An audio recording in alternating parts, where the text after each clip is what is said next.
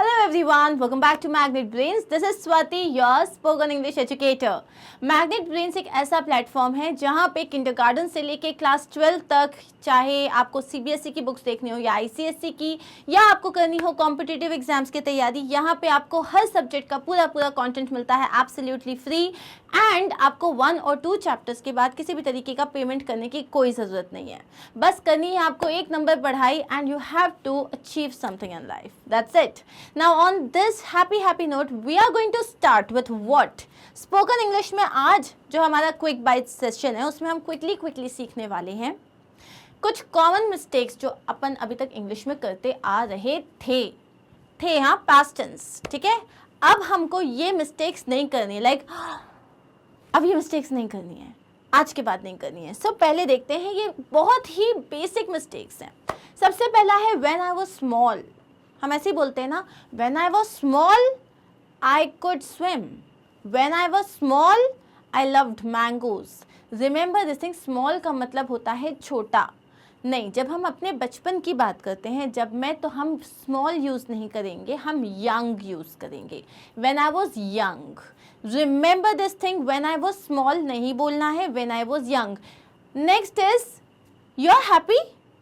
अब क्या होता है, टोन में तो हम क्वेश्चन लेके आ जाते हैं, लेकिन आप एक्चुअल में इंग्लिश में क्वेश्चन स्टेटमेंट ऐसे फॉर्म नहीं कर सकते like you are sad, you are happy, you are alone. नहीं, आपको यहाँ पे हेल्पिंग वर्ब जो है उसको लेके आना पड़ेगा सब्जेक्ट के पहले, जो मैंने आपको बताया है। तो कैसा हो जाएगा, are you happy, are you sad, are you alone, are you coming, are you not coming.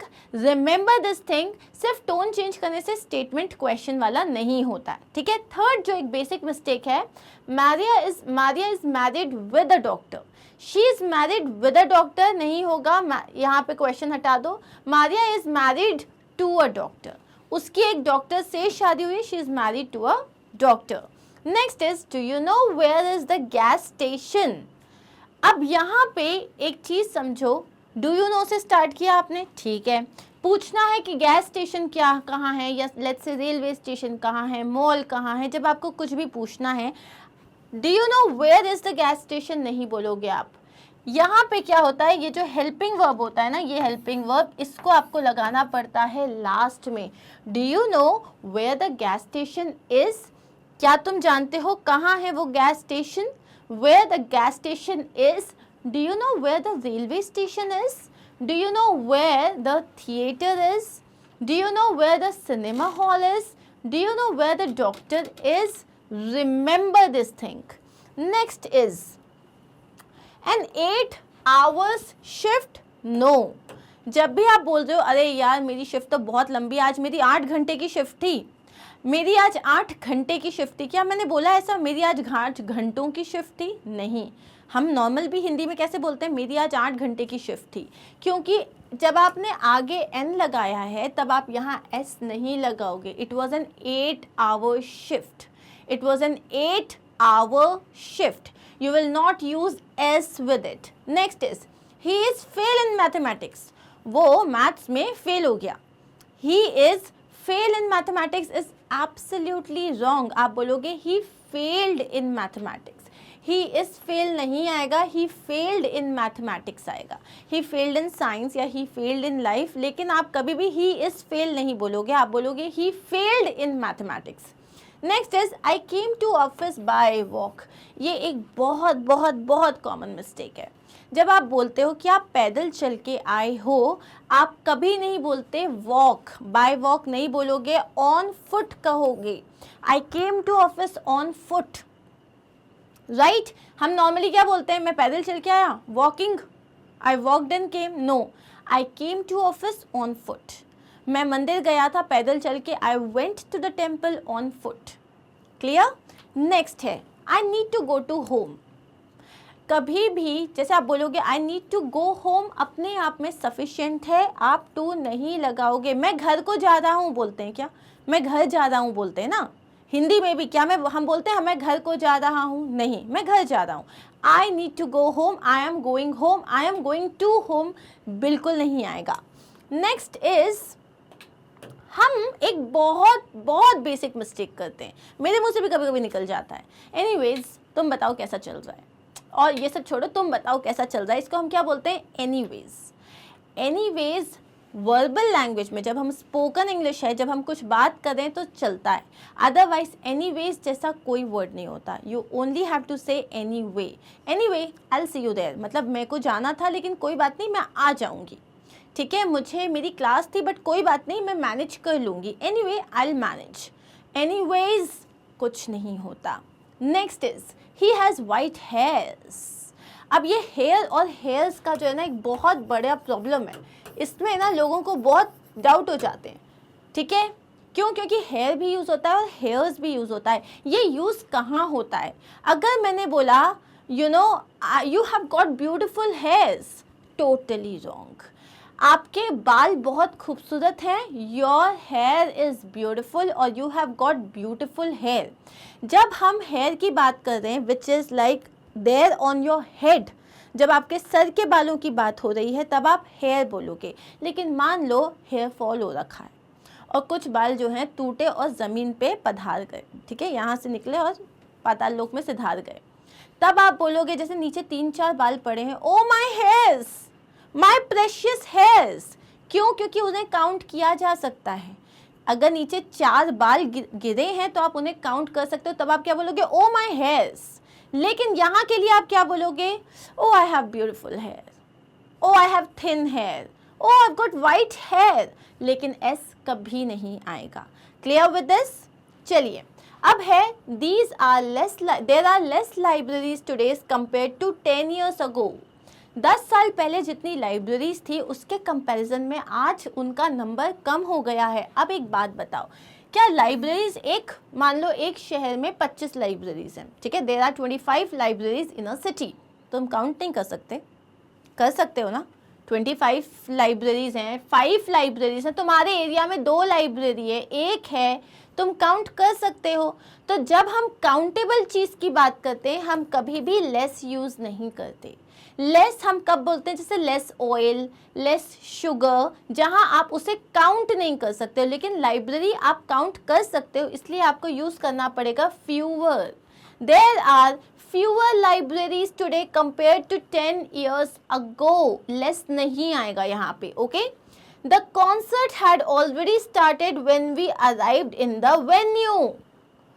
आप जो हो जब कहीं किसी जगह पे पहुंचते हो, आप एक पर्टिकुलर जगह पे पहुंचते हो, इन यूज नहीं करते हो, you arrive at the venue, you don't arrive in the venue, you arrived at the venue. मैं वेन्यू पे, जैसे ही मैं वेन्यू पे पहुंचा तब कॉन्सर्ट चालू हो चुका था, म्यूजिक शो जो है, जो भी शो था वो स्टार्ट हो चुका था जब मैं वेन्यू पे पहुंची। सो एट द वेन्यू, क्योंकि हम एक स्पेसिफिक जगह की बात कर रहे हैं। नेक्स्ट आपके पास है you are not listening me, यहां आएगा listening to me. Listen to me, listening to music, listening to you, listening to her, listening, listen के साथ आप टू लगाते हो। So you have to say you are not listening to me, come on listen to me, this is important. Next, Mr and Mrs Sharma live at New York. New York जो है, क्या वो एक छोटी सी जगह का नाम है, एक पर्टिकुलर घर का नाम है न्यूयॉर्क? नहीं ना, एक बहुत बड़ी सिटी का नाम है। अब एक बात बताओ, मिस्टर एंड मिसेस शर्मा ने तुम्हें न्यूयॉर्क इनवाइट किया है, ठीक है, पैसे भी दे दिए, वीज़ा भी करा दिया, टिकट भी करा दिया, तुम पहुंच जाओगे उनके घर? वो बताएंगे मैं न्यूयॉर्क में रहता हूँ, तुम पहुंच जाओगे उनके घर? नहीं ना, कैसे पहुंचोगे? इतना बड़ा सिटी है, how would you reach them? So आप जो हो, जब आप बात करते हो एक बहुत बड़े स्पेस की, तब आप कभी एट नहीं लगाते, because it is not a specific place. यहाँ आपको लगाना पड़ेगा इन।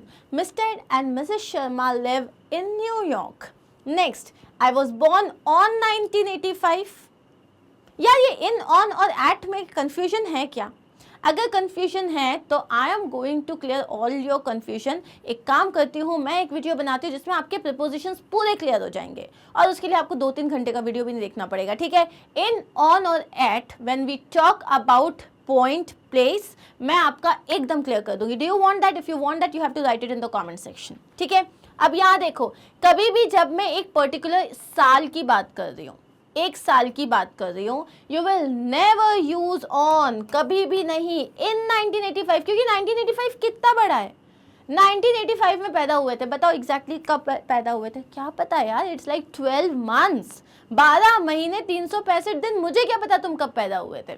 इसीलिए 1985 अगर है तो आप लगाओगे इन 1985। अब उसके बाद मैंने कोई मंथ का नाम बता दिया अगर, तो भी मंथ से भी कैसे पता चलेगा? सो इन 1985 इन सितंबर। लेकिन अगर मैंने एक डेट बता दी तो एक स्पेसिफिक डेट हो गया ना। So I was born in 1985 in September on Wednesday at 8 o'clock, on Wednesday at 8 o'clock, क्योंकि वेंसडे एक ही डे हो गया, मतलब सॉरी एक डेट है 11 सितंबर, तो एक ही डेट हो गया, ऑन 11th ऑन वेंसडे। और अगर एकदम स्पेसिफिक टाइम बता दिया कि कितने बजे पैदा हुई थी तो at 8 o'clock। Okay, don't go out in the night, it's not very safe. अब remember this thing, don't go out in the morning सही है, don't go out in the afternoon भी सही है, इन द इवनिंग भी सही है, लेकिन इन द नाइट नहीं सही है। नाइट के आगे आप हमेशा लगाते हो at, so don't go out at night, in the night नहीं आएगा। ओके, अब है the childrens are playing outside. बेटा अब हम जो ये सिंगुलर प्लूरल में मिस्टेक करते हैं, है ना, the childrens are playing outside, no, the children are playing outside, S कभी नहीं आएगा, बिकॉज सिंगल को हम बोलते हैं चाइल्ड और बहुवचन में आ जाता है चिल्ड्रन। नेक्स्ट है passengers must check in their luggages at the airport. ये मैंने आपको एयरपोर्ट वोकैबुलरी के टाइम पे भी बताया था कि लगेज, जैसे आपके पास एक बैग है, 2 बैग्स हैं, 3 ट्रॉली बैग्स हैं, लेकिन लगेज का मतलब होता है सामान, एक सामान, 2 सामान, 3 सामान नहीं होता, सामान सामान होता है, सामान में है होते हैं 10 बैग, 20 बैग, 25 बैग्स, ठीक है। इसीलिए लगेज के आगे एस कभी नहीं आएगा। सामान सुनो, सामाने, मेरे पास बहुत सारे सामाने हैं, मैं बहुत सारे सामान हैं, नहीं, सामान सामान ही होता है, इसमें कभी एस नहीं लगेगा। इसमें आप सिर्फ क्या बोलोगे, that passengers must check in their luggage at the airport. Next is the factory has all the latest equipments. Equipment का मतलब क्या होता है, उनके पास नए नए अभी जो है सारी टेक्निक वाले अच्छे वाले जो है सामान है, सामान नहीं, इसको क्या बोलेंगे हिंदी में, इक्विपमेंट को बोलते हैं मशीनरी बेसिकली, यू नो। तो अब अगर इसमें आप एस नहीं लगाओगे, यहाँ पे भी एस नहीं आएगा, इक्विपमेंट का मतलब होता है सारी चीज़ें, सारी machinery. Next is Arijit Singh is best singer I have ever heard. यहाँ हम बात करते हैं डिग्री ऑफ कंपैरिजन की। Arijit Singh is the best singer. Why the best singer? क्योंकि जब भी हम सुपरलेटिव डिग्री की बात करते हैं, best, most beautiful, most accurate, happiest, इन सब में आपको आगे लगाना पड़ता है द।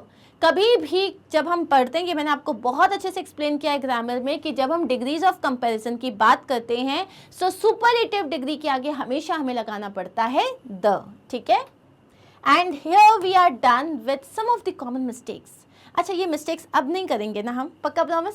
Good job. मिलते हैं बहुत जल्दी एक और वीडियो में, जहाँ मैं डिस्कस करूँगी और ऐसी चीज़ें जिससे आपका लेवल अप हो जाएगा इंग्लिश का, ज़ुप, ठीक है। Take care of yourself and yes, do not forget to like, share and subscribe. You can find all these videos on Magnet Brains का वेबसाइट, जहाँ पे स्पोकन इंग्लिश में क्लिक करोगे, this is there on the home page, then you have to click on watch now, फिर आपको अपने topic पे click करना है and this is how your video will start.